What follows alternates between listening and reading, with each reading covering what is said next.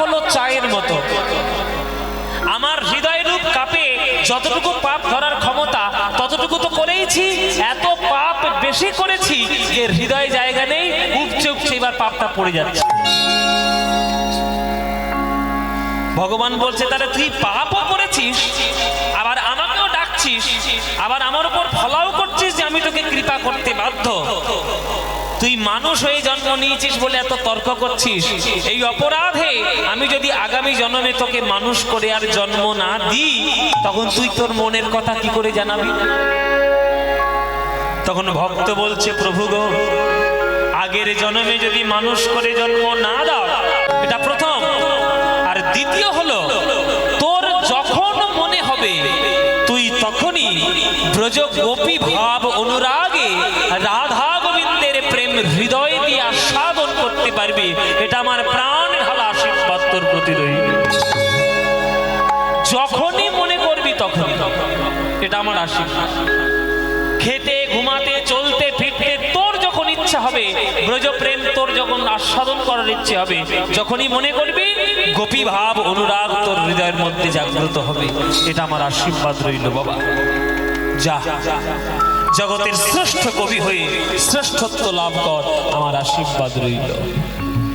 তাহলে এতক্ষণ যে ঘটনা শুনলেন বাবা, কতজন দেব দেবী বা কটা ভগবানের কৃপা বিদ্যাপতি পেল? দেখি আপনারা কেমন শুনছেন কীর্তন। কটা ভগবানের করুণা পেল বাবা? দুটো। ঠিকঠাক করে বলুন।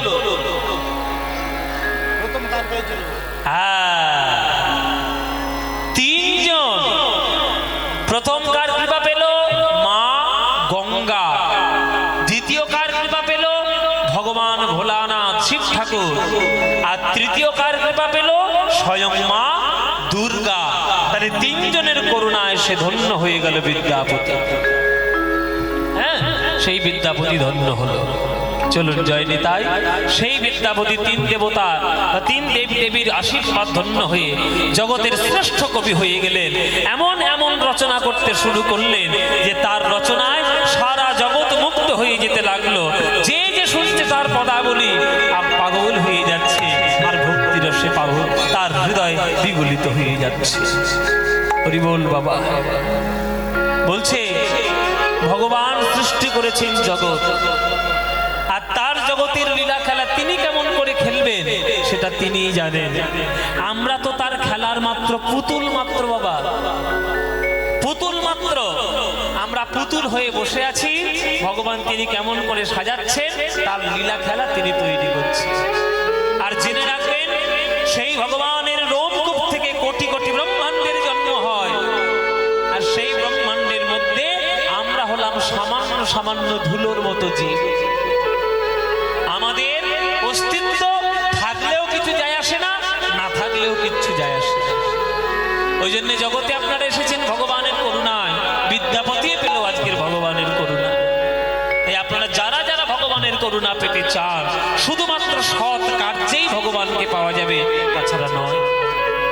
ওই জন্যই কাজী নজরুল ইসলাম একটা গান লিখেছিলেন যে খেলিছ এ বিশ্ব লয়ে বিরাট শিশু, খেলিছ এ বিশ্ব লয়ে বিরাট শিশু, প্রলয় সৃষ্টি তব পুতুল খেলা নিরজনে প্রভু নিরজনে।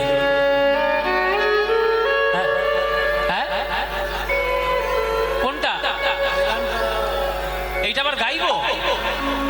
দূর, কতবার শুনেছেন তো, আবার কত গাইও? আরো শুনবেন? আচ্ছা ঠিক আছে।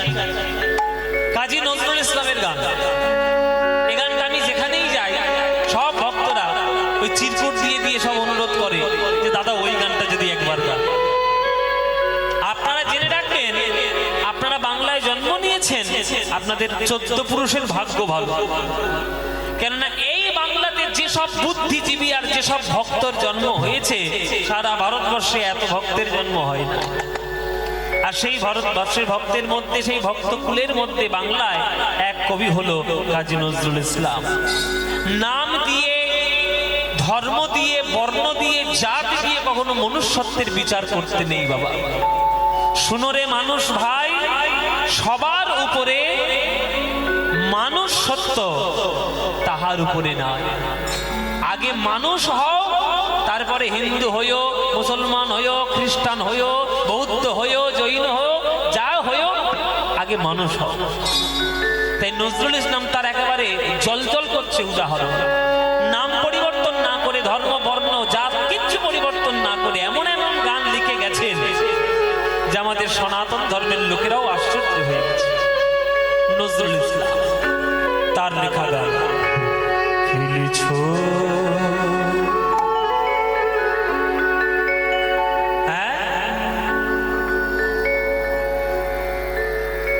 শুনতে পাচ্ছি না, অল্প আচ্ছা অল্প করে গাইব, ঠিক আছে অল্প এক লাইন গাইব, হ্যাঁ পুরোটা গাইব। খেলেছ এ বিশ্বরে বিরাট শিশু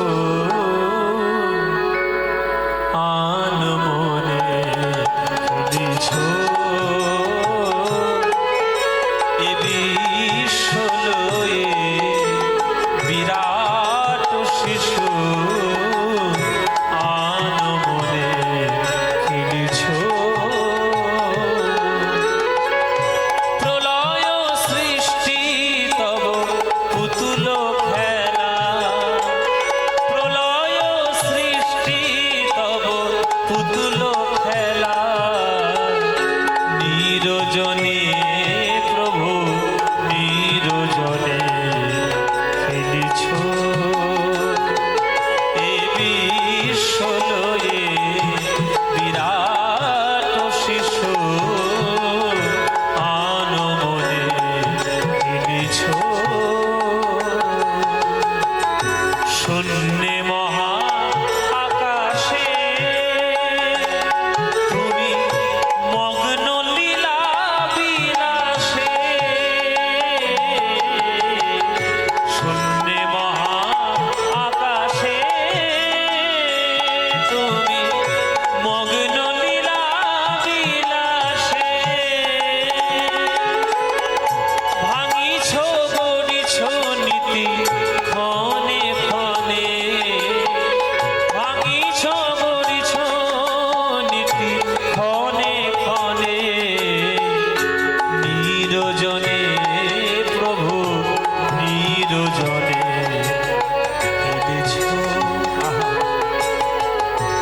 এসব গান, সব গানের তুলনা কখনো টাকা পয়সা দিয়ে করাই যায় না।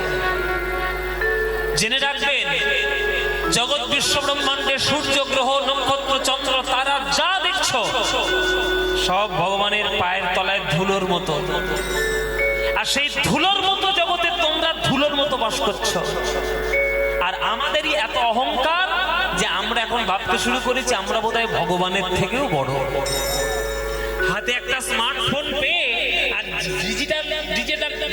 ডিজিটাল জগতে আমরা বাস করে আমরা ভাবছি যে আমরা বোধহয় ভগবানের থেকেও বড় হয়ে গেছি। এই ভ্রান্ত ধারণার মধ্যে থাকবেন না। আপনি যে টেকনোলজিতে বাস করছেন এর থেকে কোটি কোটি উন্নত টেকনোলজি জগতের বিশ্ব ব্রহ্মাণ্ডে অন্য জায়গায় ছড়ানো আছে। আপনার অস্তিত্ব থাকলেও ভগবানের কিছু যায় আসে না, না থাকলেও ভগবানের কিছু যায় আসে না।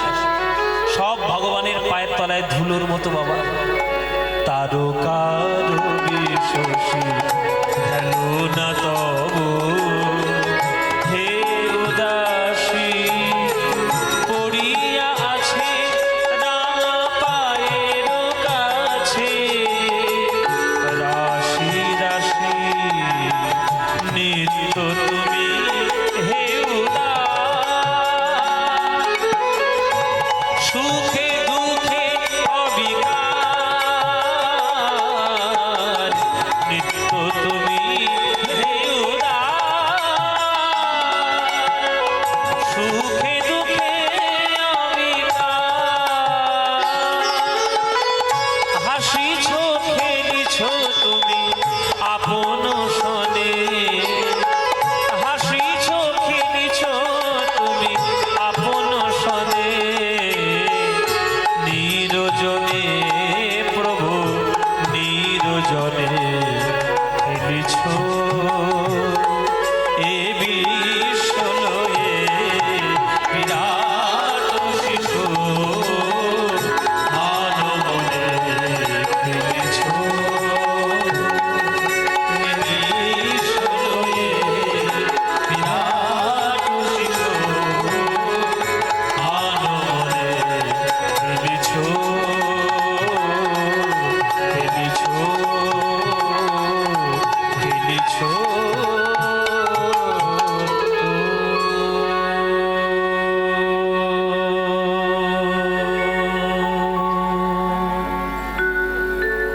অপূর্ব গান। আজকের এই যে বিদ্যাপতি ভগবানের করুণা পাচ্ছে, সে কি এমনি এমনি? এটাও ভগবানের খেলা। ভগবান জানে কাজ দিয়ে কোন কাজ করলে জগতের মঙ্গলময় কার্যটা স্থাপন হয়, সেটা ভগবান জানে। তাই আগের থেকে ভক্তদের পাঠিয়ে দেন। এই যে আপনারা জগতে জন্মগ্রহণ করেছেন, আমি জগতে জন্মগ্রহণ করেছি, আমাদের প্রত্যেকেরই জীবনে আসার উদ্দেশ্য একটা করে ভগবান পাঠিয়েছে। সেই উদ্দেশ্যটাকে যদি আমরা ফলবতী করতে না পারি, তাহলে আমাদের জন্মটাই বেকার। আপনারা শুধু ভাববেন না যে জগতে শুধু ইঞ্জিনিয়ার হয়ে গেলেই জগতের উন্নতি। ইঞ্জিনিয়ার দরকার, ডাক্তার দরকার, মুচিরও দরকার, শ্রমিকেরও দরকার, চাষিরও দরকার, ডাক্তারেরও দরকার, মাস্টারেরও দরকার, গায়কের দরকার, চিত্রকর দরকার, সব দরকার। ভগবান প্রত্যেকের একটা একটা করে গুণ দিয়ে জগতে পাঠিয়েছে। সেই গুণটাকে যদি সে একেবারে উন্মোচিত করতে না পারে, যদি প্রকাশ করতে না পারে, তাহলে তোর জন্মটাই বৃথা হয়ে যাবে। আমি কীর্তন করার সৌভাগ্য পেয়েছি আপনাদের আশীর্বাদে, ভগবানের আশীর্বাদ। আমার মতো হাজার হাজার ছেলে ঘুরে বেড়াচ্ছে, কীর্তন করার সৌভাগ্য কার হয়? কারণ হয়েছে? হচ্ছে না। এইটাই আমার কাজ মায়েরা। ভগবান এই কাজটা করার জন্যই আমাকে পাঠিয়েছে। তুই বাবা যা, জগতে কীর্তন গাইবি, মানুষকে কীর্তন শোনাবি, আর ভক্তদের চরণ ধুলো মাথায় আশীর্বাদ রূপে নিবি। তাই আপনাদের কাছে এই আসরে দাঁড়িয়ে বাবা দীপ্তি করে বলছি, আপনাদের মতো অনুরাগী ভক্তদের সামনে দাঁড়িয়ে আমার গান গেয়ে দাঁড়িয়ে যে আনন্দ আমি পাই, আমি কোটি কোটি টাকার মালিক হয়ে গেলেও এই আনন্দ কখনো কোনো দিন কুড়িয়ে নিতে পারবো না। সব ভগবানের কৃপা। তা বিদ্যাপতির জন্ম হয়েছে পদকর্তা রূপে, জগতে প্রেম ভক্তির গান লেখার জন্য। তাতে সে শ্রেষ্ঠ হয়ে গেছে, তার মতো শ্রেষ্ঠ কেউ হয়। তখনকার দিনের ওই মিথিলার রাজা যিনি ছিলেন, তার নাম ছিল শিব সিংহ। শিব সিংহ বিদ্যাপতির ভক্তিতে এবং তার কবিত্ব যে শক্তি, কাব্যিক শক্তির জন্য তাকে পছন্দ করে তাকে রাজসভায় রাজ পণ্ডিত রূপে নিযুক্ত করে দিলেন। যে আপনার এত প্রতিভা, আপনি আমার রাজসভায় আপনি থাকবেন রাজ পণ্ডিত। রাজার পণ্ডিত হয়ে গেল বাবা। অর্থের কোনো অভাব নাই, টাকা পয়সার কোনো চিন্তা নাই, শুধু মন প্রাণ দিয়ে সে শুধু কবিতা লেখে, রাধা গোবিন্দের প্রেম পদ লেখে, আর জগতে বিশ্ব ব্রহ্মাণ্ডে কাব্য সাহিত্যের উপরে শিক্ষা। এটাই তার কাজ। হঠাৎ একদিন হয়ে গেল সর্বনাশ। শিব সিংহ রাজা 3 বছর খাজনা দিতে পারেনি বলে তৎকালীন দিনে তিনি দিল্লির সিংহাসনে বসেছিলেন। তিনি সেই শিব সিংহের নামে সমন জারি করলেন যে মৃত্যুদণ্ড ঘোষণা করা হলো শিব সিংহের নামে। বন্দি করে ওকে দিল্লিতে নিয়েছে। নবাবের যারা প্রহরী, যারা দাঁড়ি, যারা সৈনিক, তারা এলো মিথিলায়, আর হাত পা বন্ধন করে শৃঙ্খলাবদ্ধ করে দিল্লিতে নিয়ে চলে গেল রাজা শিব সিংহকে। মৃত্যুদণ্ড সমন জারি হয়েছে। বিদ্যাপতির চরণে এসে আছাড় খেয়ে বলল, শিব সিংহ রাজার পত্নী, রাজপত্নী, গুরুদেব আপনি বাঁচান গুরুদেব, সর্বনাশ হয়ে গেছে, আপনি ছাড়া কেউ বাঁচাতে পারবেন না। কি হয়েছে মা? বলে রাজার নবাবের খাজনা দিতে পারেনি বলে রাজাকে ধরে নিয়ে গেছে, মৃত্যুদণ্ড ঘোষণা হয়েছে। তখন বিদ্যাপতি বলছে, কোনো চিন্তা নেই, আমি আছি, আমি বাঁচিয়ে নিয়ে আসবো। বিদ্যাপতি চলল দিল্লিতে। এটা একটা অদ্ভুত ঘটনা বাবা, খুব মন দিয়ে শুনবেন, কি অদ্ভুত ঘটনা। ভারতবর্ষের ইতিহাসে আজ পর্যন্ত এই ঘটনা ঘটেনি। একটা কবি চলেছে দিল্লির রাজ দরবারে রাজনীতি করতে। নবাবের সামনে দাঁড়িয়েছে, নবাবকে হুজুর সালাম নেবে। কে তুমি? আমার নাম বিদ্যাপতি। কি চাই এখানে? আপনি আমার রাজাকে বন্দী বানিয়ে নিয়ে এসেছেন, আমি আমার রাজার মুক্তি চাই। কি তোমার এত বড় স্পর্ধা? তুমি নবাবের হুকুমের উপর হুকুম জারি করছো? তোমার কি পরিচয়, কি রাজনীতি, তোমার অভিজ্ঞতা রয়েছে? কোন অভিজ্ঞতার জন্য তুমি আমার তোমার সামনে এসে দাঁড়িয়েছি। বলে আমি কোনো রাজনীতিবিদ নই। তাহলে তোমার পরিচয় কি, কি করো তুমি? বলে আমি এই রাজা শিব সিংহের রাজত্বে আমি সাহিত্য রচনা করি, কবিতা রচনা করি, গান রচনা করি, শাস্ত্র রচনা করি।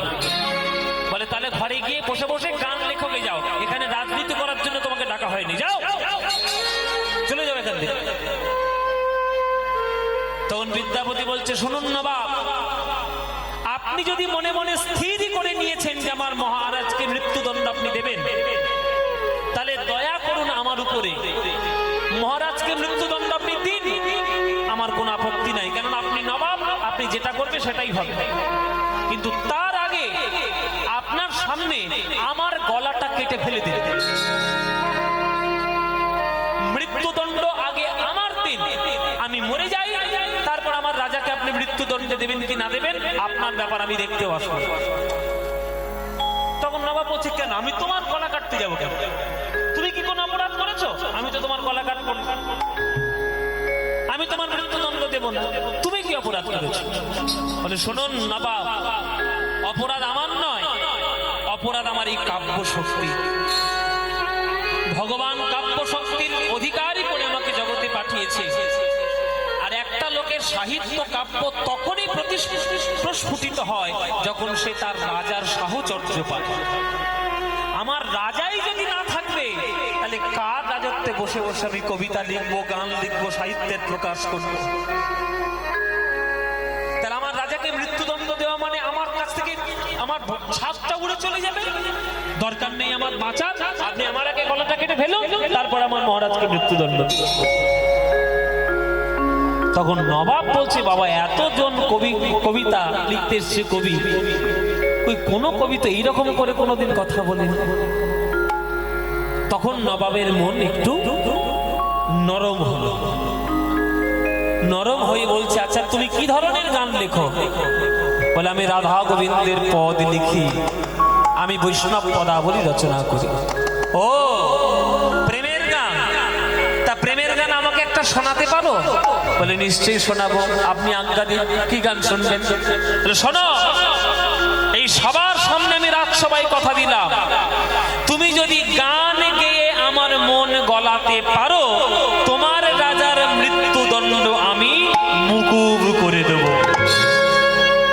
দেখি তুমি কত বড় কবি হয়েছে। এত বড় বড় কথা যখন তুমি রাজসভায় বললে, তাহলে তোমার কাব্য শক্তির পরিচয় আমার নিতে হবে, গান গাও আমার। তখন বলছে, বলুন আপনি কোন ধরনের গান শুনবেন, কি বিষয়ে আপনি গান শুনবেন? বলে এদিকে এসো, এদিকে এসো। বিদ্যাপতিকে ডেকে নিল রাজসভার উপরে সিংহাসনের কাছে ডেকে নিয়ে জানলা দিয়ে দেখাচ্ছে নবাব। বলে ওই দেখো, ওই যে যমুনার তীর, ওই দেখ একটা রমণী স্নান করতে নেমেছে। ওই যে রমণী স্নান করতে নেমেছে, ওই রমণীটির রূপ বর্ণনা করে আমার মনটা গলাও। দেখি দেখি তুমি কত বড় কবি হয়েছে। যদি মন গলাতে পারো, তাহলে তোমার রাজার মৃত্যুদণ্ড আমি মুকুব করে দেব। দেখি তুমি কত বড় পদকর্তা হয়েছে, কত বড় বৈষ্ণব পদকবি হয়েছে, শোনাও আমায়। হরি বল বাবা। সঙ্গে সঙ্গে বিদ্যাপতি যোগ মায়াকে স্মরণ করছে, মা দুর্গাকে স্মরণ করছে। মা গো, তুমি আমায় আশীর্বাদ দিয়েছিলে যে যেক্ষণে আমি মনে করব ঠিক তখনই আমি গোপী অনুরাগে ব্রজ প্রেম লাভ করতে পারবো। আজ আমার পরীক্ষার সময় এসেছে মা, তুমি আমার পরীক্ষা থেকে উদ্ধার করো। আজ আমার মনের মধ্যে গোপী প্রেম জাগ্রত করো। সঙ্গে সঙ্গে সেই গোপী প্রেম জাগ্রত হলো বিদ্যাপতির হৃদয়ে। এইবার জানলা দিয়ে যমুনার তীরে ওই মেয়েটাকে দেখছি। বিদ্যাপতি মনে মনে ভাবলেন, দিল্লি হলো যমুনার তীরে। ভালো করে বুঝুন, ভালো করে বুঝুন, দিল্লি হলো যমুনার তীরে, আর আমাদের বৃন্দাবনটাও হলো যমুনার তীরে। ওই যে রমণী স্নান করছে, আমি কেন মনে করব একটা সাধারণ রমণী স্নান করছে?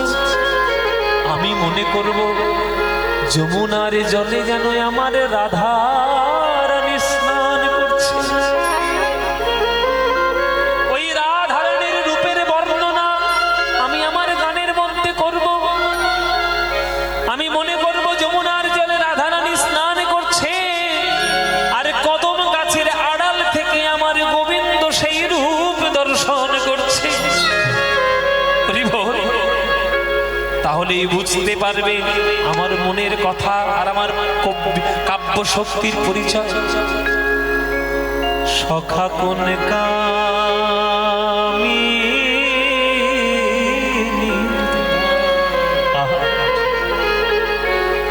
কি অপূর্ব বৈষ্ণব পদাবলীর সুর আর তার ভাব। বল বাবা, সখা কোন কামি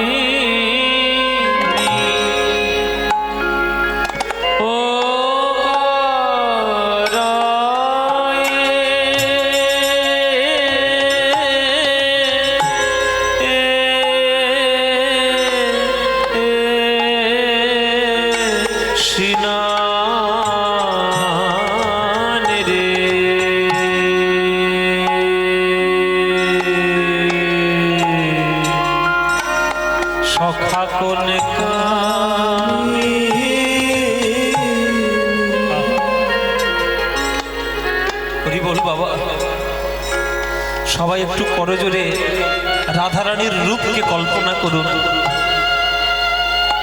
যমুনার জলে আমার রাধারানী স্নান করছে, আর সেই রূপ কদম গাছের আড়াল থেকে আমার গোবিন্দ দেখছে। আর সেই রূপের বর্ণনা কেমন হবে বিদ্যাপতি লিখছে। ও তার আকণ্ঠ বপু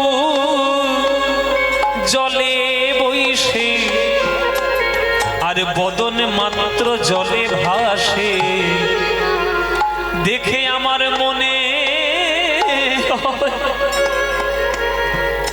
যেন যমুনার উপরে ওগো সোনার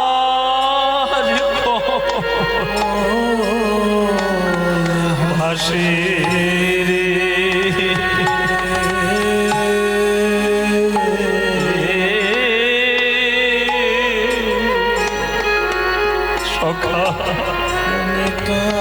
সখা কোন কামি,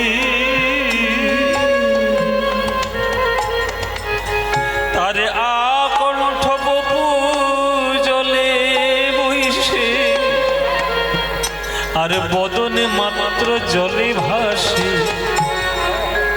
দেখে মনে হয় যেন সোনার কমল ভাসে রে। সখা রে সখা কোন কামি। মায়েরা, রাধারানী স্নান করছে তো গলা পর্যন্ত জলের তলায় রাধারানী ডুবে,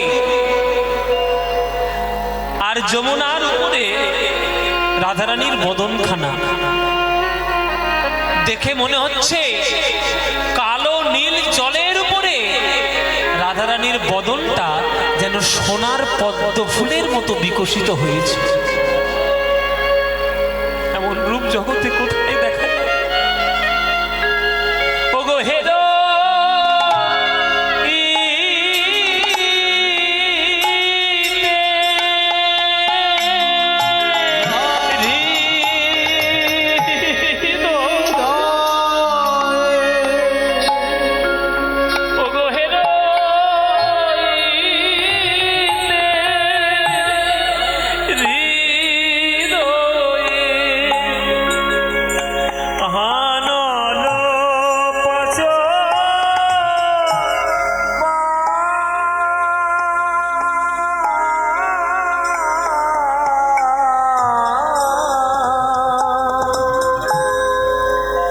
সখারে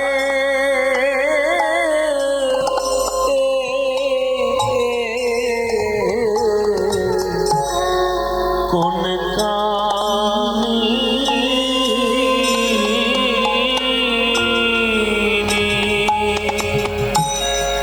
যেই চোখের জলে বিদ্যাপতি এমন সুন্দর করে গান রাধারানীর রূপের বর্ণনা করছে, সেই যে নবাব সিংহাসনে বসেছিল, এতদিন তারা রমণীর স্নান দেখত কাম দৃষ্টিতে, আজ বিদ্যাপতির করুণায় মা দুর্গার কৃপায় আজ সেই নবাবের নয়ন থেকে ঝড় ঝড় ধারায় জল পড়েছে। নিতাই গৌর প্রেমানন্দে হরি।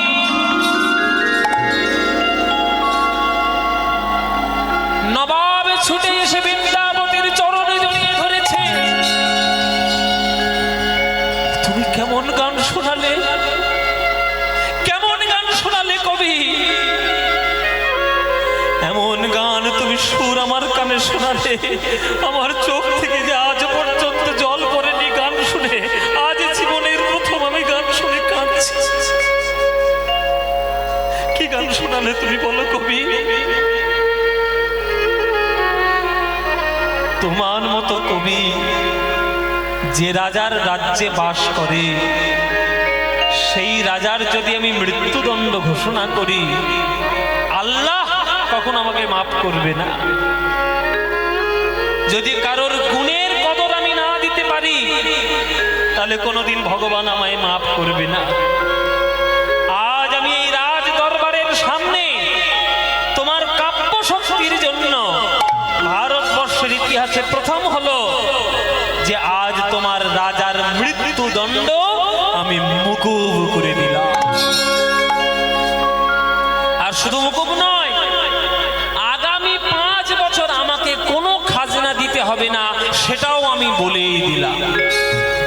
যাও, আর কি চাই আমার কাছ থেকে? ভারতবর্ষের ইতিহাসে বাবা এই ঘটনা আর দ্বিতীয়বার কোনোদিন ঘটেনি যে একটা কবি গান গেয়ে রাজার মৃত্যুদণ্ড মুকুব করে নিয়ে রাজাকে ফিরিয়ে নিয়ে ঘরে এসেছে। একমাত্র বিদ্যাপতির জীবনে হয়েছে। বিদ্যাপতি কবি, শ্রেষ্ঠ কবি তিনি কেন হয়েছেন, এই সব জীবনীগুলো শুনলেই বুঝতে পারবেন কেন তিনি শ্রেষ্ঠ। রাজার মৃত্যুদণ্ড পর্যন্ত মুকুব করে দিয়েছে। ব্যাস, রাজা বাড়িতে ফিরে এসে বিদ্যাপতির চরণটা ধরেছেন, যে আপনার মতো কবি আমার দেশে জন্ম নিয়েছে, আজ আপনি না থাকলে আমার হয়তো প্রাণ চলে যেত। হে বিদ্যাপতি ঠাকুর, আপনাকে রাজসভায় আর আসতে হবে না, আপনি বাড়িতেই থাকুন, আপনার সাধনা আপনি করুন, সমস্ত দায় দায়িত্ব আপনার এই রাজ্য বহন করবে, আপনার কোনো চিন্তা নেই। আপনি শুধু গান লিখবেন, আমাদের গান শোনাবেন, আপনি পুজো করবেন, শাস্ত্র পাঠ করবেন, এটুকুই আপনি করবেন, এটাই আপনার কাজ, অন্য কিছু আপনাকে করতে হবে না। রাজকোষ থেকে সমস্ত দায় দায়িত্ব বহন ভার সব নিয়ে নেব। ওই জন্যই বলে মায়েরা, উপরওয়ালা জব দেতা হে দেতা ছপ্পড় ফাড় কে, বলে না। এই কথাটা কোত্থেকে এসছে? এই কথাটা এসছে গীতার থেকে। গীতায় একটা শ্লোক আছে, ভগবান কৃষ্ণ অর্জুনকে বলেছিলেন যে অনন্যশ্চিন্তন্তে মাম জ্ঞেয় জন পর্যুপাসতে তেষাং নিত্যাভিযুক্তানাং যোগক্ষেম বহাম্যহম। হে অর্জুন, অনন্য চিত্ত সহকারে যে আমার নাম গান করে, তার যত দায় দায়িত্ব যেটা দরকার সেটা তো আমি নিই, যেটা তার প্রয়োজনই নেই সেটুকু পর্যন্ত আমি তাকে প্রদান করি। বিদ্যাপতি চাইনি টাকা পয়সা ধন সম্পত্তি, কিন্তু ভগবানই তাকে ভরিয়ে দিলেন। কেন না, অর্থনৈতিক চিন্তা এমন চিন্তা যে চিন্তায় পড়ে গেলে তখন সকল চিন্তা ভুলে যায় বাবা। তাই বিদ্যাপতির যাতে টাকা পয়সার চিন্তা না হয়, তাই নবাব আমাদের মহারাজ শিব সিংহ সকল দায় দায়িত্ব গ্রহণ করলেন। বিদ্যাপতি ব্যাস, বিদ্যাপতি বা শুধু রচনায় করছে গান গান গান গান, শুধু গান। তার একটাই কাজ, ভোলানাথের পুজো করা, পদাবলী রচনা করা, জগতের মঙ্গল কার্য করা, যারা পড়াশোনা শিখছে না তাদেরকে পড়ানো, রাজপুত্রদেরকে শিক্ষিত করা, এই হচ্ছে তার কাজ। মানে বিদ্যা ছাড়া তার জীবনে আর কিচ্ছু নাই, তাই তিনি বিদ্যাপতি। একদিন সকালে ঠাকুর ঘরে বসে বসে পদাবলী দিচ্ছে, আর দরজায় টোকা পড়েছে। টোকা কে?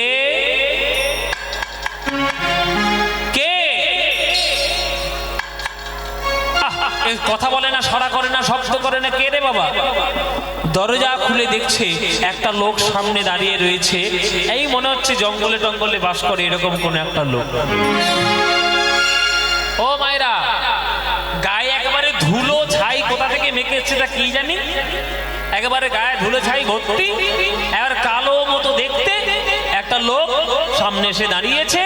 সামনে দাঁড়িয়ে আজ বিদ্যাপতির সামনে বলছে, আচ্ছা এটা কি বিদ্যাপতি ঠাকুরের বাড়ি? তুমি কে? আগে আমার নাম হচ্ছে উগনা। কি কি নাম বললে? উগনা। উগনা উগনা উগনা। এবার কি বিদঘুটি নাম রে বাবা? উগনা, কোত্থেকে আসছো? বলে আপনি আমার বাসস্থান চিনবেন না, আমি অনেক দূর থেকে আসছি। আমার শুধু একটাই কাজ, আমি ঘুরে ঘুরে বেড়াচ্ছি। কে রাধা গোবিন্দের গান লেখে, কে প্রেমের গান লেখে, আমি তার বাড়িতে থাকবো, তার বাড়িতে ভৃত্য আমি থাকবো। আর আমার মাইনে দিতে হবে না, আমার পয়সা দিতে হবে না, আমার শুধু একটাই চাহিদা, আমাকে একটু গান শোনালেই আমি তার বাড়িতে চাকর বৃত্তি করবো। বিদ্যাপতি ঠাকুর, আপনি শুনেছি রাধা গোবিন্দের পদাবলী রচনা করেন, আপনার বাড়ির যা কাজ বলবেন আমি সব করে দেবো। আমি চাল এনে দেবো, রান্না করে দেবো, আমি ঘরদর পরিষ্কার করে দেবো, সব। শুধু আমার একটা চাহিদা, আপনি আমাকে গান শোনান, আপনি আমাকে একটু গান শোনান। বলে বাবা এরকম অদ্ভুত লোক তো কেউ কখনো পাইনি। দাঁড়াও বাবা, আমি হ্যাঁ বললে হবে না, ঘরে আমার একটা গিন্নি আছে, তার কথা জিজ্ঞেস করতে হবে। বিদ্যাপতির স্ত্রীর নাম ছিল মহামায়া দেবী। বিদ্যাপতির স্ত্রীর নাম মহামায়া। সেই মহামায়াকে জিজ্ঞেস করছে, ও মহামায়া। বলেন বলেন। আরে বলেন বলেন আবার কি? হ্যাঁ বলেন। হ্যাঁ বলেন। ঘরে একটা চাকর বাকর না থাকলে কাজ করতে হয়? পয়সা করি নেই, চাকর বাকর দরকার নেই, পয়সা করি নেই। পয়সা করি লাগবে না?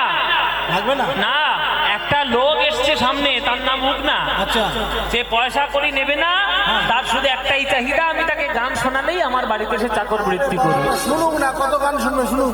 হ্যাঁ কত গান শুনে শুনুক। ও ও মহামায়া, এই তোমার কাপড় কেচে দেবে, রান্না করে দেবে, ঘরে জল তুলে দেবে। হ্যাঁ, ভাড়ার ঘরে ইঁদুর ঢুকলে ওই ইঁদুর তাহলে থাক থাক থাক থাক থাক থাক থাক, বিনা পয়সায় চাকর থাক। মানে বিনা পয়সার চাকর যখন পাচ্ছে তাহলে থাক। এই বলে উগনা রয়ে গেল তার বাড়িতে চাকর বৃত্তি করার জন্য। উগনা রয়ে গেল বিদ্যাপতির বাড়িতে, চাকর থাকবে। হরি বল বাবা। এই চাকর ঘরের কাজপত্র করে, আর শুধু একটাই তার চাহিদা, ওই গান গিয়ে শুনবে। এই বিদ্যাপতি গান রচনা যখন করে, তখন এই উগনাকে ডেকে নেয়, একটা করে গান শোনা। একদিন সকালবেলায় মহামায়া দেবী এসে বলছে, এই উগনা, যা বাজারে যা, ঘরে একটু চালের দানা নেই, চাল না হলে খাবি কি, যা যা গিয়ে বাজারে হাট করে নিয়ে আয় যা। তখন বিদ্যাপতি বলছে, এই উগনা চল, আমিও তোর সঙ্গে যাই। হ্যাঁ, আমি গিয়ে হাট বাজারটা করে নিয়ে আসি।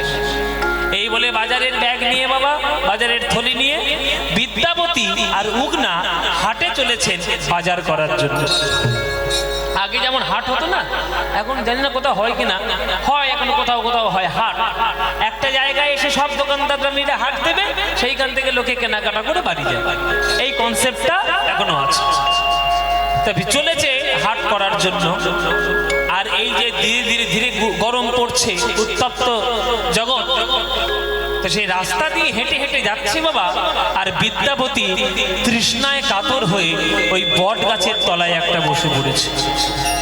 একটা বট গাছের তলায় গিয়ে বসে বলছে, ওরে উগনা, আর পাচ্ছি না বাবা, এই গরম, এই এত সকাল সকাল না বেরোলে হয়, এই এত দুপুরে বেরিয়েছি, গলাটা একবার শুকিয়ে কাঠ হয়ে যাচ্ছে।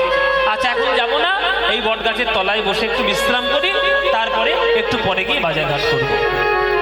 ঠিক আছে, তাই করবো। উগনা বসে গেল, বিদ্যাপতি বসে গেল। বসে গিয়ে আর বিদ্যাপতির ওই শীতল ছায়া পেয়ে মনটা পর্দার একেবারে গলে যাচ্ছে। বাহ বাহ বাহ বাহ বাহ। এই হোক না, আমার একটা গান মনে পড়ছে, হোক না একটা গান আমার মনে এলো, কিন্তু কাগজ কলম তো নিয়ে আসেনি। হ্যাঁ, লিখবো কিসে? আমি গানটা গাইবো, তুই মনে করে ডাকতে পারবি? হোক না, নিশ্চয়ই নিশ্চয়ই। বাবা ঠাকুর, আপনি গাইবেন আর আমি মনে করবো না? আপনি গান আমাকে, আমার সামনে গান, আমি সব মনে করে ডাকবো। ঠিক আছে, তাহলে শোন, আমি একটা গান গাই। এই বলে বিদ্যাপতি সেই বট গাছের তলায় বসে গান গাইতে শুরু করেছে।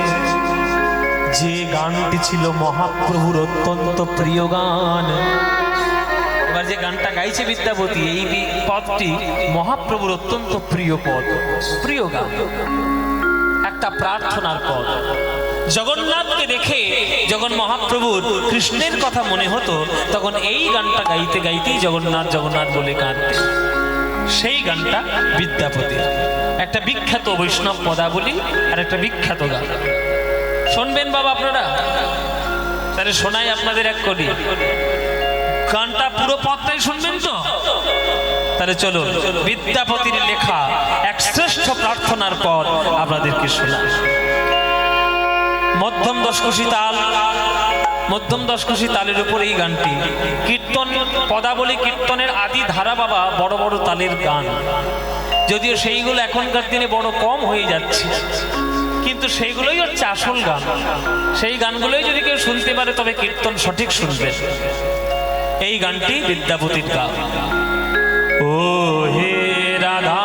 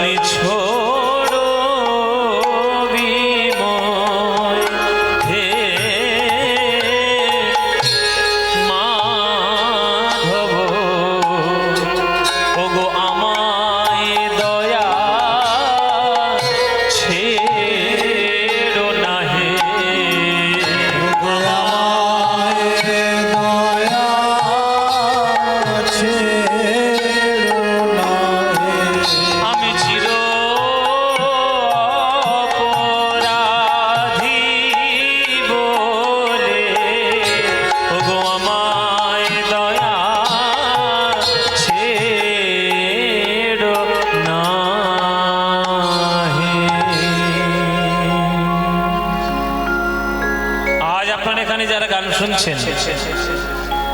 আপনাদের মধ্যে থেকে কেউ বলুন হাত তুলে যে ভগবানকে আপনি কি দিয়েছেন? ভগবানকে আপনি কি দিয়েছেন মায়েরা? কিছু দিয়েছেন না, আপনি সবসময় ভগবানের কাছে চেয়েছেন। টাকা দাও, গাড়ি দাও, বাড়ি দাও, জমি দাও, ছেলে দাও, মেয়ে দাও, চাকরি দাও, ব্যবসা দাও, সবাই ভগবানের কাছে চায়, ভগবানকে কেউ কিছু দেয় না। চাওয়াটা থেকে যেদিন আপনার দেওয়াটা ইম্পর্টেন্ট হবে, সেদিন জানবেন ভগবানের প্রতি আপনার প্রেম বৃদ্ধি হচ্ছে। রাধারানী ভগবানের কাছে কিছু চাননি, শুধু চিরকাল দিয়েই গেছে। আর আমরা ভগবানের কাছে চিরকাল চেয়ে গেছি।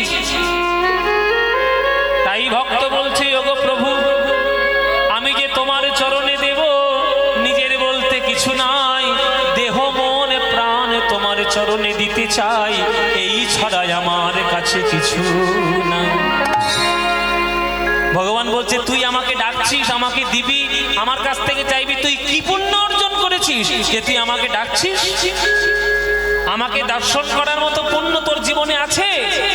ভক্ত বলছে, না প্রভু, নেই। জীবনে পুণ্য তো নেই, বরং এত পাপ রয়েছে যে সেই পাপের কথা আমি তোমায় বলতে পারবো না প্রভু। গণইতে দোষ গুণলেশ না পাবি, গণইতে দোষ গুণলেশ না পাবি, জগৎ করবি বিচার, জগৎ করবি বিচার, গুণ তো কিছুই পাবে না মাধব, আমার গুণ তো কিছু পাবে না মাধব, কেবল রাশি রাশি দোষ পাবে, আমার গুণ তো কিছুই পাবে না মাধব। কেবল রাশি রাশি দোষ পাবে, গুণ তো কিছু পাবে না মাধব। তুহু জগন্নাথ জগতে কহয়সি, তুহু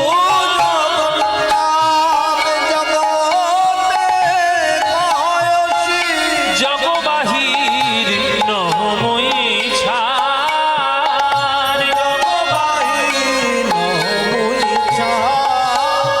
আমি তো জগৎ ছাড়া নই হে।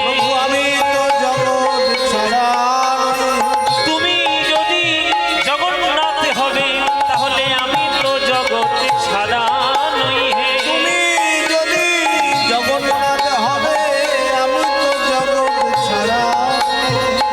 ও মায়েরা, একটা চায়ের কাপে যতটুকু চা ঢালা সম্ভব, তার থেকে যদি বেশি চা ঢালা হয় কি হবে?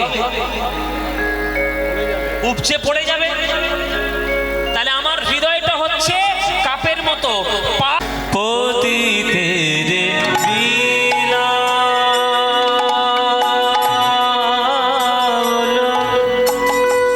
প্রেমের ভান্ডার,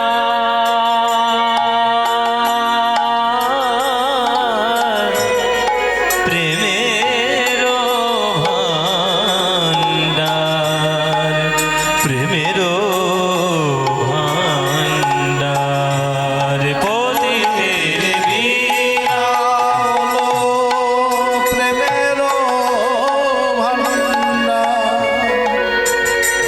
পতিতের বিলামল, পতিতের বিলামল, পতিতের বিলামল, প্রেমের ভান্ডার, আমার দয়াল গৌর হরির মতো অবতার নাই। লোকের হাতে ধরে পায়ে পড়ে দিয়েছে হরিনাম, হরিনাম বিনা কোনো গতি নাই। হরের নাম হরের নাম হরের নামৈব কেবলম, কলৌ নাস্তি নাস্তি নাস্তি গতিরন্যথা। কলিযুগে নাম বিনা গতি নাই, গতি নাই। তাই বদন ভরে বলো একবার হরি বল, একবার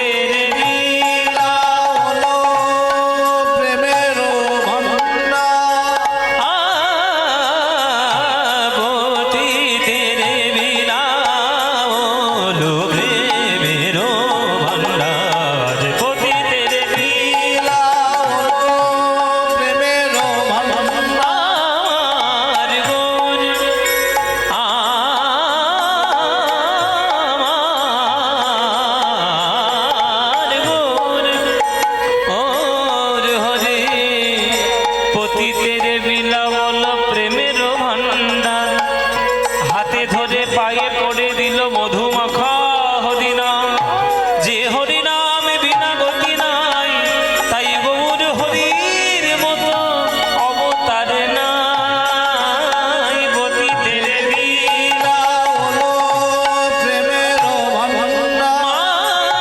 সারে নি নি নি নি নি মাদানি রে রে রে নি নি সানে দা নি দা মা রে রে রে মা সারে সা নি দা মা রে সারে নি রে সারে নি সারে দা দা দা নি সা সা দা দা নি সা সা মা মা সারে নি রে সারে নি সা রে মা নি দা রে মা রে মা নি দা রে মা রে সা নি দা নি দা নি দা মা বা রা রে দা মা মা দা নি দা মা মা সারে নি রে দা মা মা সারে নি রে দা মা মা রে সারে নি রে সা পতিতে দেবী লীলা হলো প্রেমের ভান্ডার।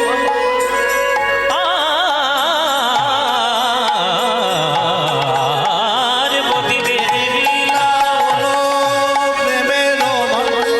ওগো ভাগ্যবান কলিযুগে বাসীগণ, ওই দয়াল নিতাই গৌর এসেছিল বলে তোমাদের আর কোনো ভয় নাই, ভয় না, ভয় নাই ভয় আর ভয় নাই, ভয় না।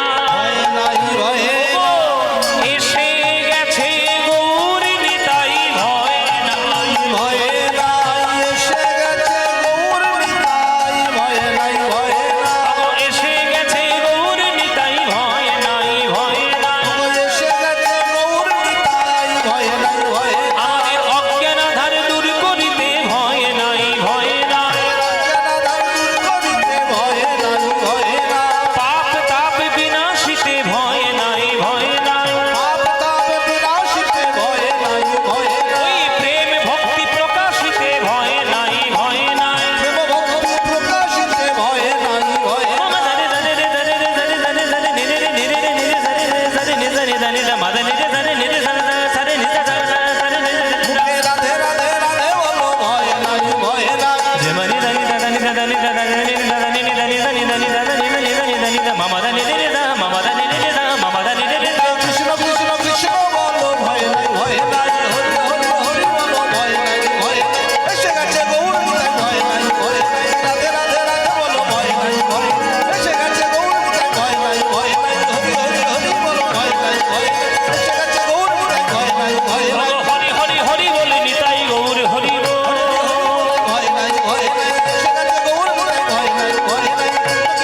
বলে ভয় নাই ভয় নাই। এসে গেছে গৌর নিতাই ভয় নাই ভয় নাই। হরি হরি হরি বলে ভয় নাই ভয় নাই ভয় নাই। এ পতিতে দেবী না বলো প্রেমের ভান্ডার, প্রেমের ভান্ডার, প্রেমের ভান্ডার।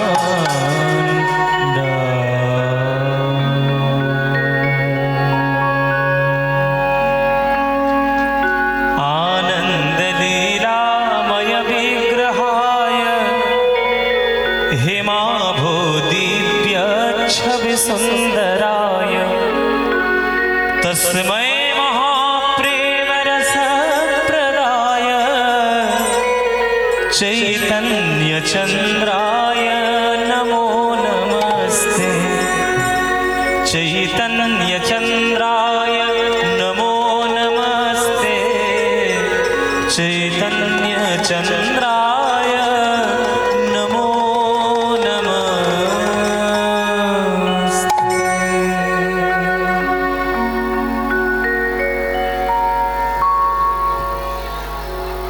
আমরা শিল্পীকে বরণ করে নেব। আমি অবিলম্বে মালঞ্চ হরিনাম সেবা সমিতির সম্পাদক সঞ্জয় পাল ও অনুষ্ঠান কমিটির সম্পাদক মিঠুন দাসকে অবিলম্বে মঞ্চে আসার জন্য অনুরোধ করছি। আপনারা একটু দ্রুত চলে আসুন। আপনারা বুঝতেই পারছেন এই যে মানুষের যে সমাবেশ, ভক্তের যে সমাবেশ, এটা রেকর্ড, অতীতের সমস্ত রেকর্ড ভেঙে দিয়েছে আজকে। বহু ভক্তের সমাবেশ ঘটেছে। আমাদের হয়তো বসতে দিতে গিয়ে একটু অসুবিধা হয়েছে। আমরা আশা করব কমিটির পক্ষ থেকে আপনারা নিজ গুণে আমাদেরকে মার্জনা করে নেবেন। আমরা এখন শিল্পীকে সম্বর্ধনা জ্ঞাপন করব। উত্তরীয়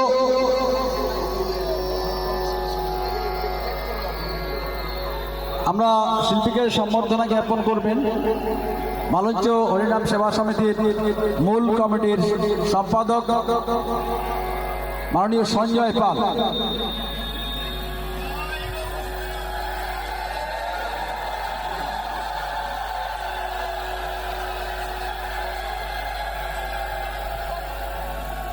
ব্যাজ পরিয়ে সম্বর্ধনা জ্ঞাপন করবেন অনুষ্ঠান কমিটির সম্পাদক মিঠুন দাস, সহ সভাপতি দেবব্রত বিশ্বাস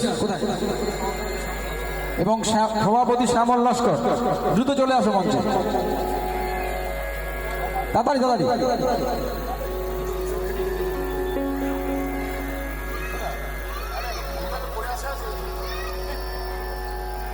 quick quick quick. Shyamal Laskar, Shyamal Laskar, হরিধ্বনি।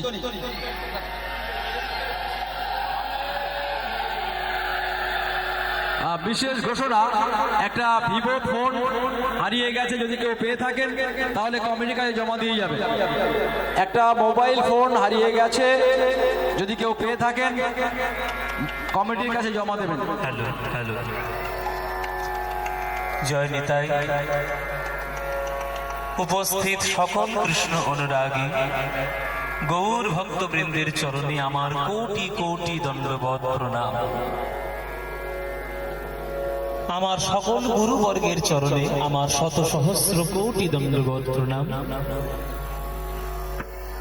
এই মালঞ্চ হরিসভা, এই হরিসভাতে আজ বিপুল মানুষের, বিপুল ভক্তের সমাগম আজকের এখানে হয়েছে। আমি এই মালঞ্চ হরিসভাতে আমি এর আগেও 2-3 বার এখানে গান করে গেছি, আমি এখানে অনুষ্ঠান করে গেছি, তবে সেটা অনেক বছর আগে। কিন্তু টিভির অনুষ্ঠানের পর এই প্রথম মালঞ্চ হরিসভায় আসা। আজকের হাজার হাজার মানুষ ভক্ত, তারা সবাই দ্রুত এখানে এসেছেন। শুধু মাথায় আমি দেখতে পাচ্ছি এত মানুষের ঢল। বেশি বিশেষ করে আজকের গান তো শুনতেই এসেছে, কীর্তন শুনতে তো এসেছে, তবে বেশিরভাগ মানুষের মনে একটাই চাহিদা, জি বাংলার পদ্মগুলো সেই বুদ্ধি, ওই জন্য বেশি এসেছে। সেইটা একটু আমি জানি। যাই হোক, এটা হচ্ছে আপনাদেরই আশীর্বাদ, আর আপনাদের আশীর্বাদ এগুলো কিছুই নয়, এবং ঈশ্বরের আশীর্বাদ। এই কীর্তন গান বাঙালি মানুষের শুধু নয়, সারা পৃথিবীর প্রত্যেকটি মানুষের যে কত হৃদয়ের রত্ন এবং হৃদয়ের কথা, সঠিকভাবে যদি আমরা সেগুলোকে পালন করতে পারি তাহলে আমরা সঠিকভাবে কিন্তু সেই কীর্তনের আস্বাদন করতে পারব। আজকের আপনার এখানে হাজার হাজার ভক্ত এসেছেন, আপনাদের সবার চরণে আমার একটাই প্রার্থনা থাকবে, আপনারা দল বেঁধে চারিদিকে ছুটে যান কীর্তন শুনতে। শুধু আপনাদের চরণে প্রার্থনা, আপনারা সত্যিকারের পদাবলী কীর্তন আস্বাদন করবেন। যে পদাবলী কীর্তনে কৃষ্ণের প্রতি ভক্তি বৃদ্ধি হয়, প্রেম বৃদ্ধি হয়, ভগবানের প্রতি প্রেম ভক্তি বৃদ্ধি হয়ে ঈশ্বরের পথে আরো বিশেষ করে অগ্রসর হয়ে যায়, সেই কীর্তনগুলো আপনারা আস্বাদন করবেন। কেননা শুদ্ধ কীর্তন ছাড়া ভগবানের প্রতি প্রেম হওয়া সম্ভব নয়, আর ভগবানের প্রতি প্রেম জন্ম না নিলে ভগবানকে পাওয়াও কিন্তু সম্ভব নয়। সুতরাং সেই প্রেম ভক্তি হলো আসল কথা, সেগুলোই যেন আপনারা আস্বাদন করেন বেশি করে, সেগুলোই যেন আস্বাদন করেন বেশি করে। সুতরাং মীরা কহে বিনা প্রেম সে না মিলে নন্দলাল। আপনি ভগবানকে কত টাকার সম্পত্তি দিলেন, কত বড় মন্দির করলেন, কত ভরি সোনার হার দিলেন, এটা কিন্তু ভগবান কোনোদিন দেখে না। ভগবান শুধু একটাই জিনিস দেখেন, যে যখন তাকে আপনি ডাকছেন তখন আপনার হৃদয়ে তার প্রতি অফুরন্ত ভালোবাসা আছে কিনা। যদি ভালোবাসা থাকে তবেই তিনি আসবেন, না হলে তিনি আসবেন। সোজা কথা, এর থেকে বড় কথা হবে না, এর উপরে কোনো কথাই হবে না, কোনো যুক্তি, কোনো শাস্ত্র, কোনো তর্ক, কোনো বিচার, এসব কিচ্ছু চলবে না। আপনি যদি মানুষের মতো মানুষ না হন, তাহলে আপনি যত বড় শিক্ষাগত যোগ্যতা লাভ করুন না কেন, সমাজে কোনো আপনি ভক্তির স্থান পাবেন না। জগতে প্রচুর শিক্ষিত রয়েছে, শিক্ষিত নিশ্চয়ই হওয়া ভালো, জ্ঞানী হওয়া নিশ্চয়ই ভালো, শাস্ত্র পড়া, পড়াশোনা করা, বিজ্ঞান জানা, তত্ত্ব সবই ভালো, কিন্তু সমস্ত পড়াশোনার ঊর্ধ্বে পড়াশোনা হচ্ছে নববিধা ভক্তি লাভ করা। আপনি সব পড়াশোনা করলেন কিন্তু ভক্তি লাভ করতে পারলেন না, তাহলে আপনার সমস্ত পড়াশোনাটাই বেকার হয়ে গেল। ভক্তি হলো আসল কথা। আপনি যদি ভক্তি লাভ করতে পারেন তাহলে সকল ভক্তির সার আপনি পাবেন। ওই জন্যে আপনারা চারিদিকে খুঁজে দেখুন, যেখানেই তাকে দেখবেন শুধু ভগবানেরই করুণা, শুধু করুণাটা খুঁজে নিতে হয়, খোঁজার জন্য গুরুচরণ আশ্রয় করতে হয়। বাবা, সমুদ্রের তলায় ডুব দিলে কোথায় গেলে প্রবাল রত্ন মুক্ত আছে এটা যেমন একটা ডুবুরি জানে, তেমনি সঠিক ভক্ত হলে তবেই সে জানবে যে কীর্তন সমুদ্রে, প্রেম সমুদ্রে কোথায় প্রেম রূপী রত্ন লুকানো রয়েছে, তবেই সেটা পাওয়া সম্ভব। একটা সাধারণ মানুষ কি জলের তলায় ডুব দিলে সে কি রত্ন তুলে আনতে পারবে? পারবে না। তার জন্য ডুবুরি হওয়া প্রয়োজন, ডুবুরি ছাড়া সেটা পারবে না। তেমনি এই কীর্তন হচ্ছে বিরাট বড় সমুদ্র, এই সমুদ্রের মধ্যে কোথায় প্রেম রত্ন লুকিয়ে রয়েছে সেটা সঠিক ডুবুরি না হলে, সঠিক ভক্ত না হলে সেই প্রেম রত্ন আপনি কুড়িয়ে পাবেন না। তাই মায়েরা, বাবারা, চারিদিকে যা দেখছেন সবই ভগবানের করুণা। যে নিঃশ্বাসটা আপনি নিচ্ছেন বায়ু, ওটাও ভগবানের করুণা। যে আলোটা আপনি পেয়েছেন ওটাও ভগবানের করুণা। সবই ভগবানের, ঈশ্বরের কৃপায় আপনি পেয়েছেন। এই ভক্তি যদি অন্তরে নিয়ে ঈশ্বরকে অফুরন্ত ভালোবাসা দিয়ে ডাকতে পারেন তবেই আপনি ভগবানের সান্নিধ্যে যেতে পারবেন, নইলে নয়। তাই মায়েরা, ভগবানকে খোঁজার জন্য তীর্থে তীর্থে ঘুরতে হবে না। ঘোরা তো খুবই ভালো, কিন্তু সকল তীর্থে যাওয়ার আগে আগে নিজের মন তীর্থে তাকিয়ে দেখো, তোমার মনকে, হৃদয়কে আলো করে কোন ভগবান বসে রয়েছে, আগে তাকে দেখে না। ওই জন্যই তো কবি গান লিখেছে, দেখ দেখি মন নয়ন মোদে ভালো করে আলো করে বসে কে আছে রে তোর ভাঙা ঘরে, দেখ দেখি মন নয়ন মোদে ভালো করে আলো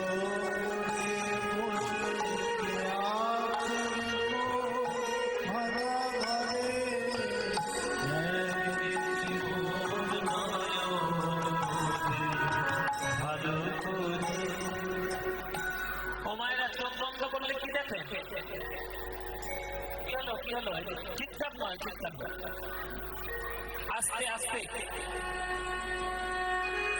ও মায়েরা, চোখ বন্ধ করলে কি দেখা যায়? মায়েরা বলছে চোখ বন্ধ করলে দেখা যায়। কি বলছো বাবু, কীর্তন করতে এসে চোখ বন্ধ করলে তো সব অন্ধকার। ও মায়েরা, আমি আপনার চোখ বন্ধ করতে বলেছি সেটা জাগতিক চোখ। বাহ্যিক চোখ বন্ধ করে জ্ঞান চক্ষুর উদয় করে আপনি একবার দেখুন, দেখবেন আপনার হৃদয় মনোপ্রাণ আলো করে কোন ভগবান আপনার হৃদয়ে বসে রয়েছে। দেখ দেখি মন নয়ন মুদে ভালো করে। একটা কথা জেনে রাখবেন, বাইরের চোখ বন্ধ না হলে ভেতরের চোখটা কখনো জাগে না। ভেতরের চোখটাকে জাগ্রত করতে গেলে বাইরের চোখটা বন্ধ করতে হবে। কারণ বাইরের চোখটা দেওয়া হয়েছে আপনাকে জগতের রূপ দেখার জন্য, আর অন্তরের চোখটা, ভেতরের চোখটা দেওয়া হয়েছে ভগবানের রূপ দেখার জন্য। আপনি এই চোখ দিয়ে নদী, নালা, সমুদ্র, পাহাড়, পর্বত, ঘর বাড়ি সব দেখতে পাবেন, কিন্তু ভগবানকে দেখতে পাবেন না। ভগবানকে দেখার জন্য দুই ভুরুর মাঝখানে একটা নয়ন আছে, সেই নয়নের নাম প্রেম নয়ন। সেই প্রেম নয়নটা যতদিন উন্মিলিত না হচ্ছে ততদিন আপনি ভগবানকে দেখতে পাবেন না। আর সেই নয়নটা যদি একবার উন্মিলন করতে পারেন তাহলে দেখবেন আপনার হৃদয় মাঝে আলো করে কোন ভগবান বসে আছে। কত যে ধুলো মাটি ছাই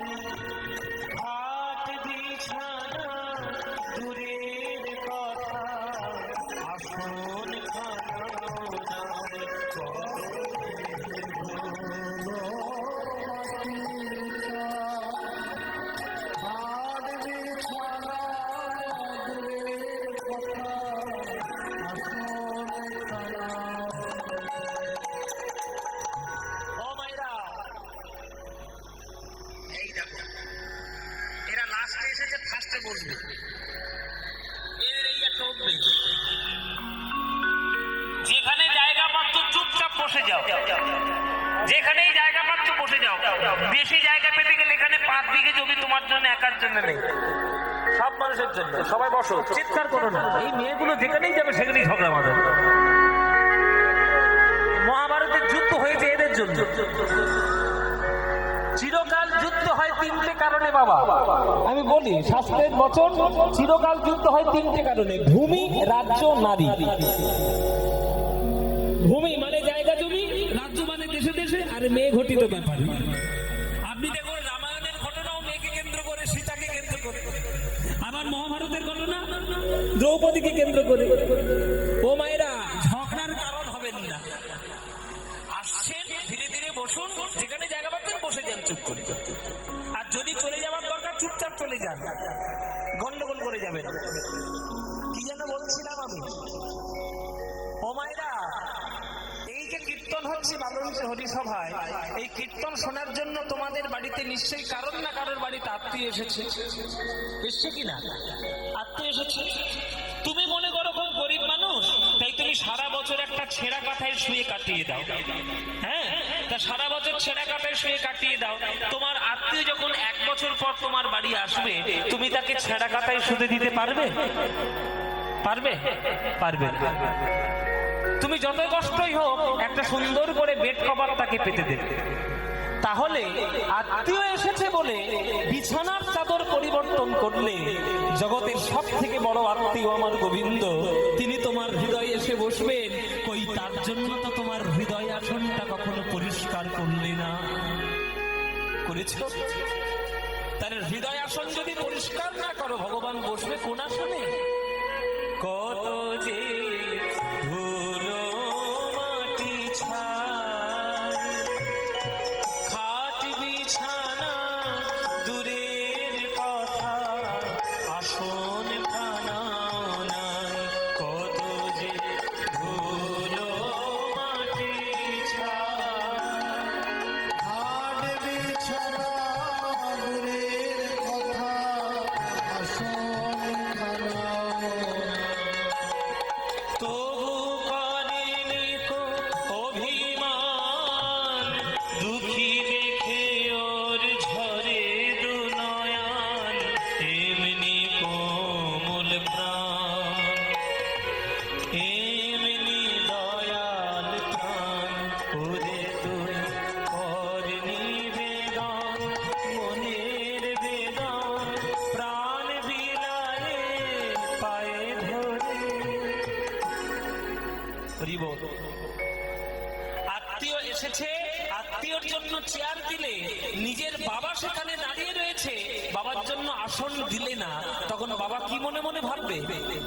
যে আমার ছেলেটা সমাদর বোঝে না, সমাদর বোঝে না।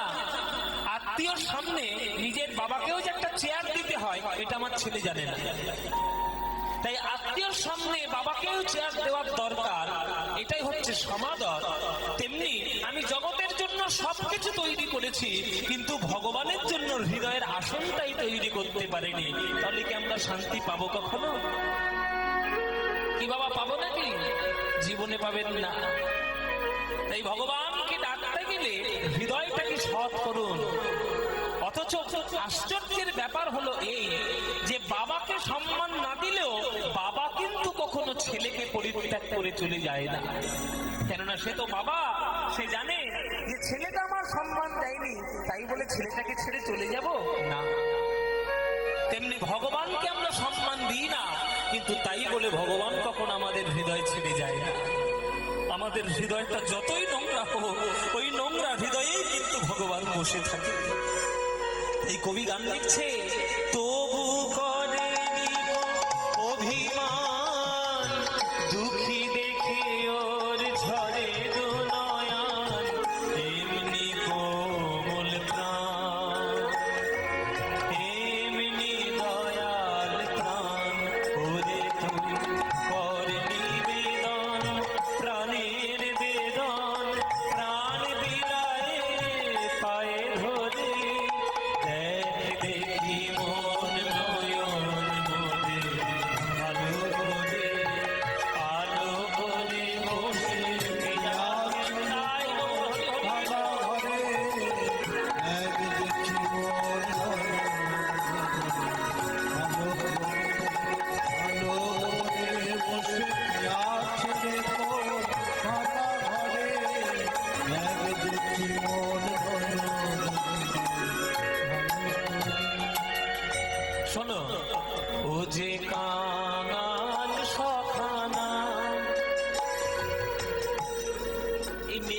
গল্প কিসের?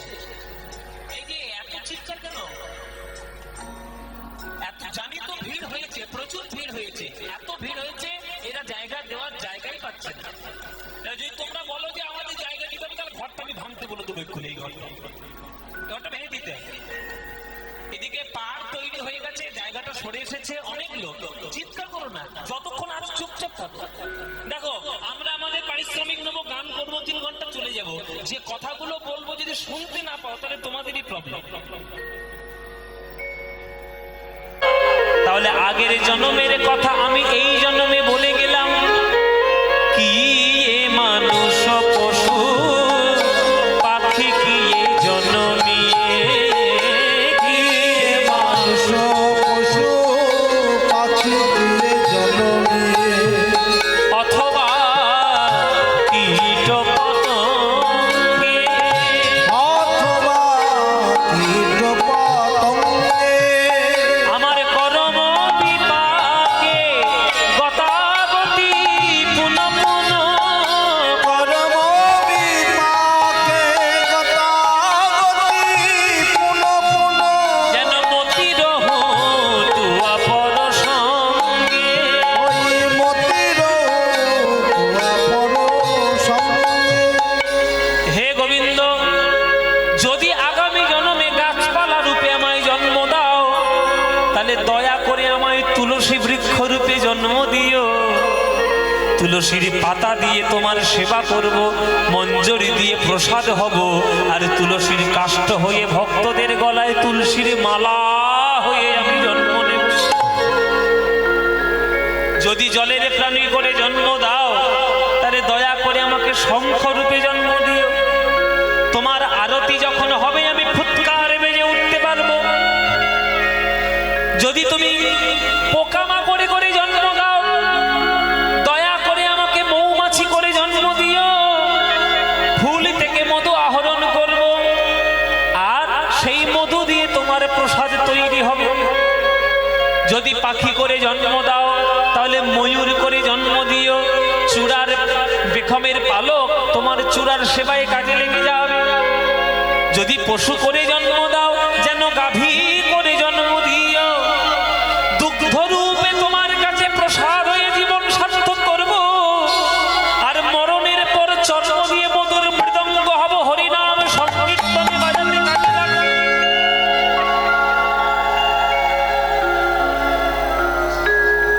তাহলে যে রূপে আমি জন্ম নিই না কেন, যেন তোমার পদে মতি থাকে। প্রভু তোমার পদে মতি থাকে, যেন তোমার পদে মতি থাকে। প্রভু তোমার পদে মতি থাকে, যে রূপেই জন্ম নিই না কেন, যেন তোমার পদে মতি থাকে। যে রূপে জনম নিই না কেন তোমার পদে মতি থাকে, যে রূপেই জন্ম নিই না কেন, যেন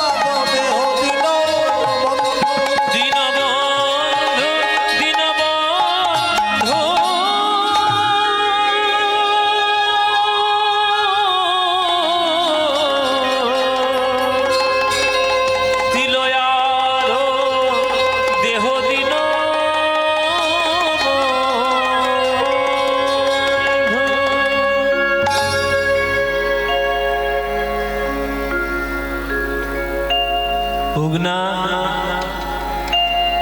উগনা এই উগনা কে কে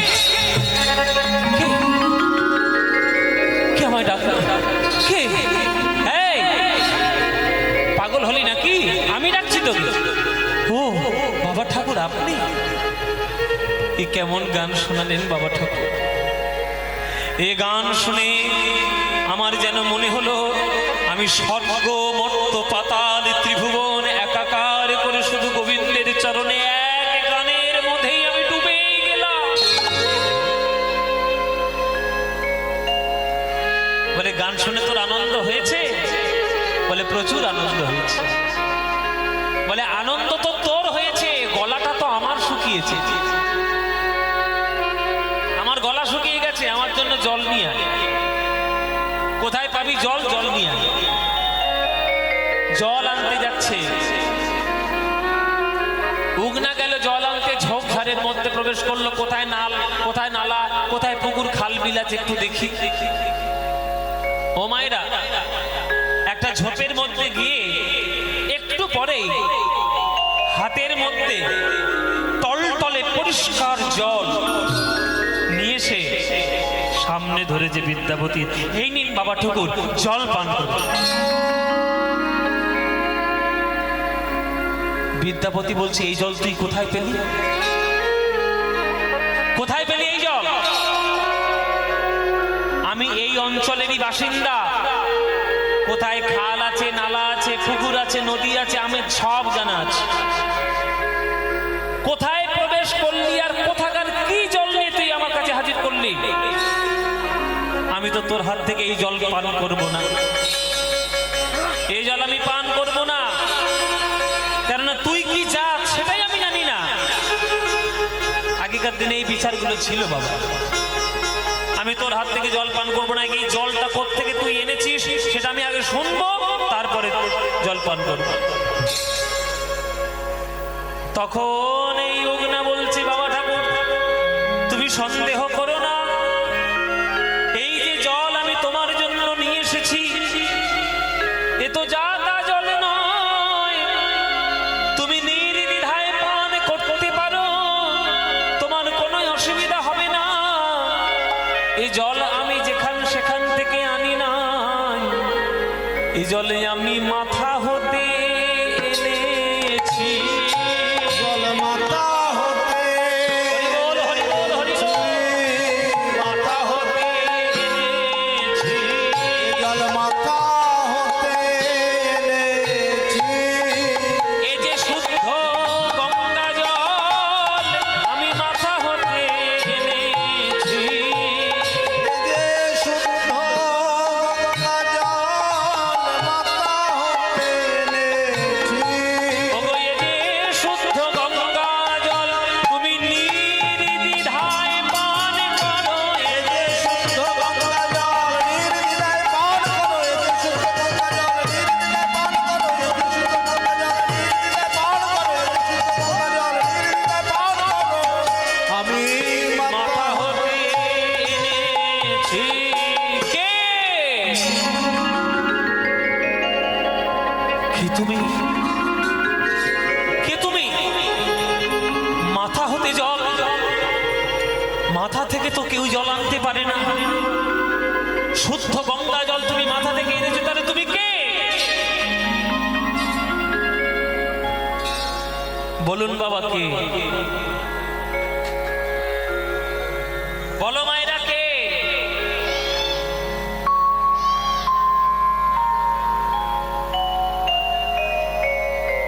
উগনা বলছে বিদ্যাপতি তোমার পদাবলিতে আমি সন্তুষ্ট হয়ে তোমার বাড়িতে এসেছিলাম রাধা গোবিন্দের গান শুনবো বলে এতদিন তোমার বাড়িতে চাকর রূপে ছিলাম আজ দেখো আমার রূপ দেখো মায়েরা সেই উগনার ভেতর থেকে রূপ প্রকাশ হচ্ছে মায়েরা উলুধ্বনি দিন তবে উগনা দেখাইল আপন স্বরূপ তবে উগনা দেখাইল আপন স্বরূপ আজ দেবাদি দেবে মহাদেব হয়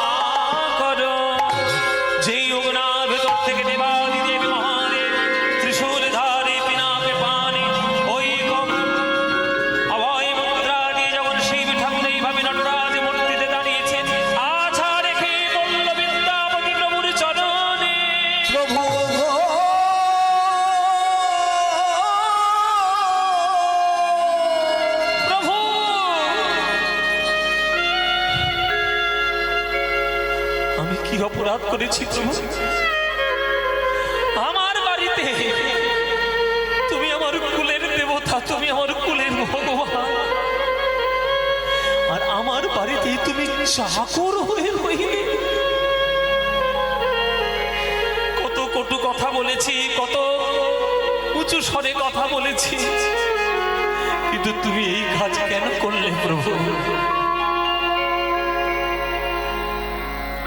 মহাদেব বলছে, ওরে বিদ্যাপতি, যার গানের মধ্যে শুধু ব্রজ প্রেম রস পাওয়া যায়, আমি তোকে বলেছিলাম জগতের শ্রেষ্ঠ সম্পত্তি হলো প্রেম, তুই লাভ কর। আমার স্ত্রী দুর্গার করুণায় সেই প্রেম তুই এত পূর্ণভাবে লাভ করেছিস যে তোর গান শোনার জন্য আমি কৈলাসে আর থাকতে পারলাম না, আমি তোর কাছে চলে এসেছি বাবা। তবে তুই আমার স্বরূপ দেখেছিস, কাউকে যেন বলে দিস না আমার স্বরূপ কি, কারণ একবার যদি বলে দিস আর আমি তোর বাড়ি থাকতে পারবো না, আমাকে চলে যেতে হবে। বাড়িতে ফিরে এলো ওগনাকে নিয়ে বিদ্যাপতি। রেগে গেল মহামায়া। ওগনা, বাবুর সঙ্গে জমিদারি দেওয়ার জন্য বাজারে গেছিলিস? চাল কোথায়, বাজার কোথায়, আমি রান্না করবো কি? হাঁড়ির মধ্যে শুধু জল ফুটছে, তোরা চাল নিয়ে এলে তবে আমি ভাত চড়াবো। আর তোর এত বড় স্পর্ধা, তুই জমিদার হয়ে গেছিস? যা যা বাজারে যা, যা তুই বাজারটা করে নিয়ে আয়। তখন বিদ্যাপতি বলছে, মহামায়া কার প্রতি কি বলছো এমন করে? ভদ্রভাবে কথা বলো। আরে ভদ্রভাবেই বলছি, চাকরের সঙ্গে আবার কি বলবো? এই যাবি কিনা বল? যাবি না? এই বলে একটা লাঠি নিয়ে এই বিদ্যাপতির স্ত্রী মহামায়া যখন ওই ওগনার অঙ্গে আঘাত করতে যাবে, মহামায়া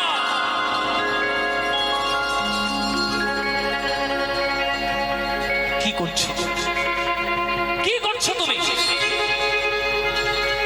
যার অঙ্গে আঘাত করতে যাচ্ছ লাঠি নিয়ে, জানোই দিকে রোজ সকালে যে মন্দিরের মধ্যে যার মাথায় ফুল দাও, বেল পাতা দাও, গঙ্গা জল দাও, দুধ দাও, সেই দেবাদিদেব মহাদেব আমাদের বাড়িতে চাকর হয়ে আসে না প্রভু। প্রভু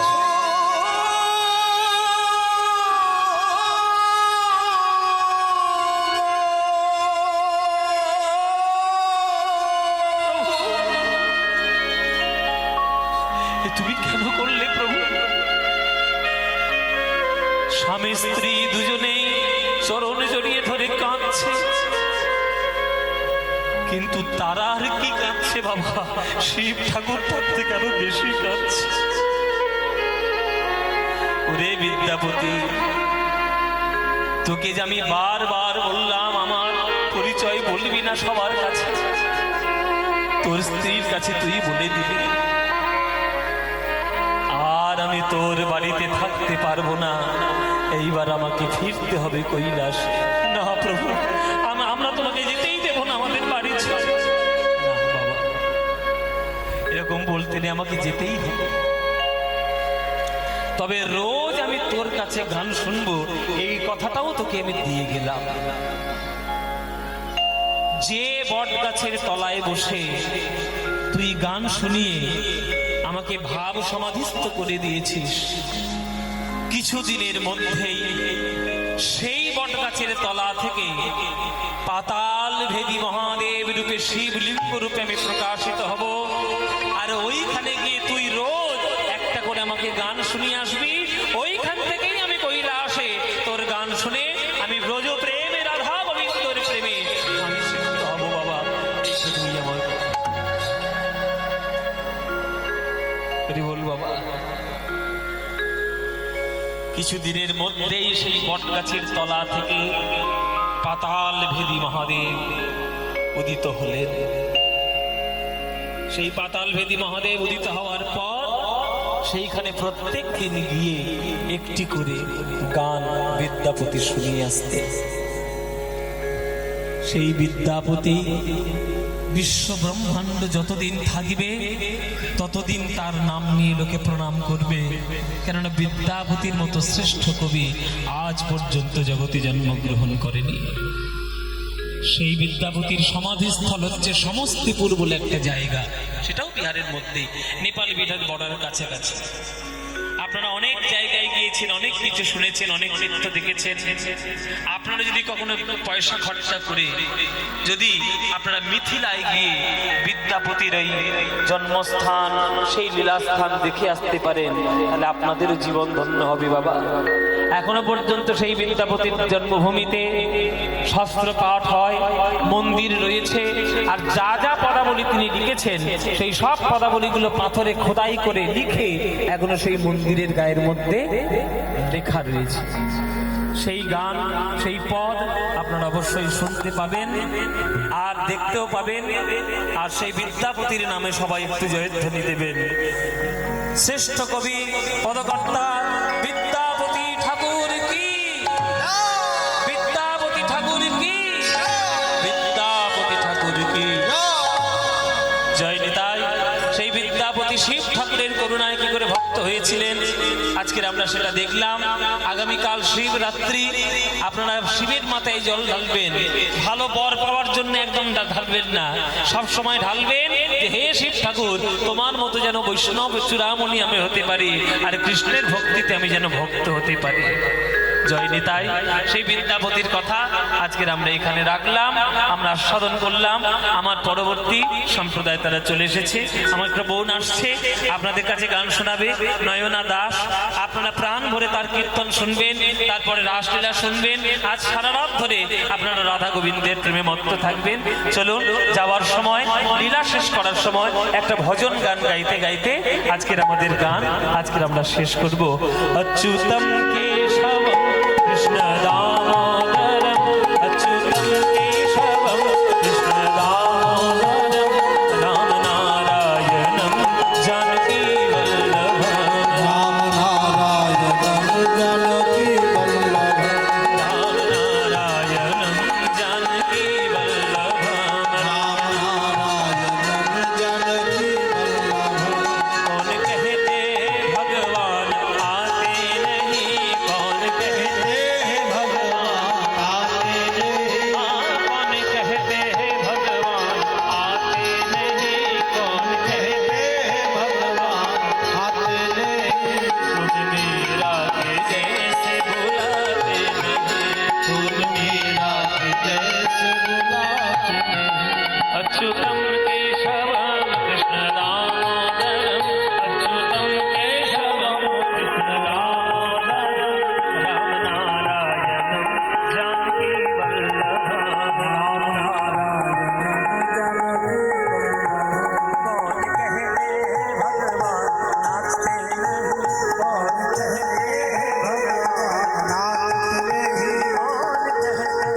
भगवान नाचते नहीं, कौन कहते भगवान नाचते नहीं, गोपियों की तरह तुम नचाते नहीं, गोपियों की तरह तुम नचाते नहीं, गोपियों की तरह तुम नचाते नहीं, गोपियों की तरह तुम नचाते नहीं। अच्युतम केशवम कृष्ण दामोदरम, अच्युतम केशवम कृष्ण दामोदरम, राम नारायणम जानकी वल्लभम, राम नारायणम जानकी वल्लभम, राम नारायणम कृष्णा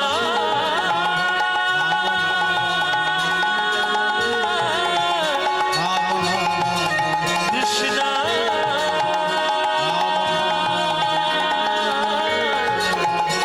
हरे कृष्णा हरि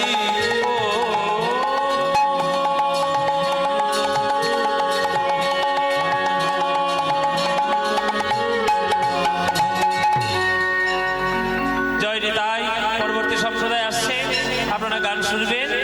প্রেমানন্দে মেতে হরি বলো, হরি নামের বন্যা যেলো, প্রেমানন্দে মেতে হরি বলো, হরি নামের বন্যা যেলো, ওই দয়াল গৌর নিত্যানন্দ প্রেমে সাঁতার দিল, দয়াল গৌর নিত্যানন্দ প্রেমেতে সাঁতার দিল, হরি নামের বন্যা যেলো, প্রেমানন্দে মেতে হরি বলো, হরি নামের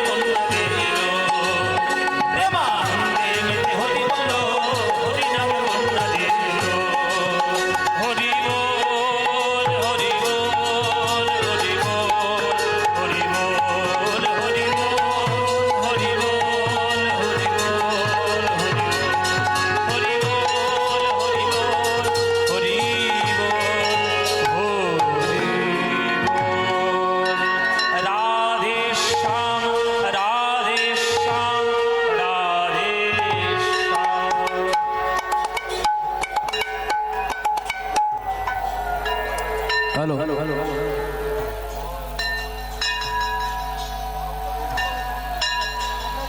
বিশেষ ঘোষণা, একটা ছোট্ট ব্যাগ